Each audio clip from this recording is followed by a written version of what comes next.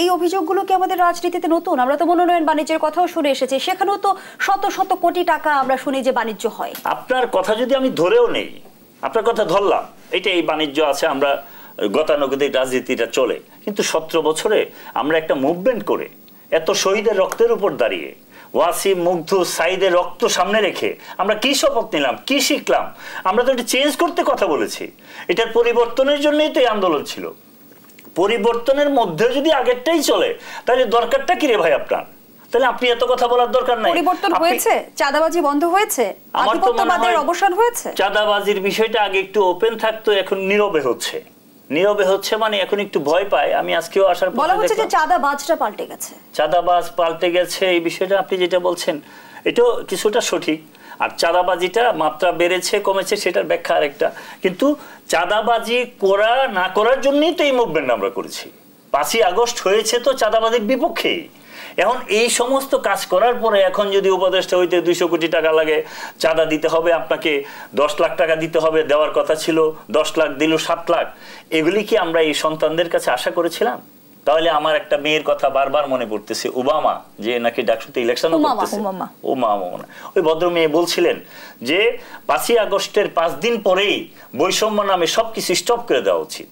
যেমন মুক্তিযুদ্ধের পরে শেখ সাহেব যদি মুক্তিযুদ্ধের চেতনার নামে মুক্তিযোদ্ধা কিছু সংখ্যক মানুষ স্বাধীনতার পরে যা করেছে, চেতনার নামে যে ব্যবসা করেছে, এই গত 17 বছরও যে ব্যবসা করেছে, শেখ সাহেব যদি এটা কন্ট্রোল করতেন তাহলে আজকে শেখ সাহেবের মাথার উপর দাঁড়িয়ে কেউ প্রস্রাব করার মতো সাহস পেত না এই দেশে। শেখ সাহেব আর যাই কিছু হোক, উনি তো একসময় অনেক বড় বাপের নেতা ছিলেন, সে মুক্তিযুদ্ধের নেতৃত্ব দেওয়ার জন্য একটা পর্যায়ে উনি এনেছেন। কিন্তু আমরা সব জায়গাতেই ভুল করছি, আর এই ছেলেগুলো এখন যা ভুল করছে এই ভুলের আর শেষ হবে না। ভুলের শেষ হবে না এই জন্যে যে এই ছেলেদের নাম দিয়ে শহীদের লাশকে সামনে রেখে মুখতন্ত্র কায়েম হচ্ছে, চাঁদাবাজি কায়েম হচ্ছে, যাচ্ছে তাই অবস্থা। এই জন্য আমরা বারবার বলেছিলাম যে আপনি ডক্টর ইউনূস সাহেব এগুলিকে সায় দিয়েন না। উনি সায় দেয় নাই, তার এই যে প্রেস সচিব সাহেব কোনো না কথা প্রসঙ্গে উনি সায় দিচ্ছেন। সুতরাং এই সায় দেওয়ার মধ্যে এই দেশের আদর্শ, স্বাধীনতা কোনো কিছুতেই বিশ্বাস করে না একটা দল, এগুলো পিছন থেকে পেট্রন করেছে। আমি সেই বিষয়টা যদি সময় থাকে আপনি আমাকে সময় দিলে বলবো। আমার এই পৃষ্ঠায় শেষ কথা যেটা, এইগুলি সব কিছু বন্ধ করে দিতে হবে। আইন শৃঙ্খলা বাহিনী সেটা দেখবে। আর একটা মপতন্ত্র বাংলাদেশে চলতে পারে না। আর একটা মানুষকে গতকালকে যাদেরকে করা হয়েছে তারা যদি কোনো অপরাধী হয়, আমি 2-4 জনকে ব্যক্তিগতভাবে চিনি, লতিফ সিদ্দিকী সেই ফ্রিডম ফাইটার ছিল, যদি কোনো অন্যায় করে থাকে তারও একটা সিস্টেম থাকবে। তাকে আপনি যাচ্ছে তাই একটা বাচ্চা ছেলে ধাক্কা মেরে ফেলে দিবে, ওটা কি বিষয়টা কি হবে? এই দেশটা কি এইভাবেই চলতে থাকবে? আমরা তো এটা বিশ্বাস করি না। আমি বিশ্বাস করি নিজের হাতে তুলে নেওয়ার সাহস দেখাচ্ছে, এটি আসলে সমাজকে কি বার্তা দিচ্ছে? সমাজকে বার্তা দিচ্ছে আপনি যা করবেন রাষ্ট্র যদি আপনার পক্ষে থাকে সব জায়েজ।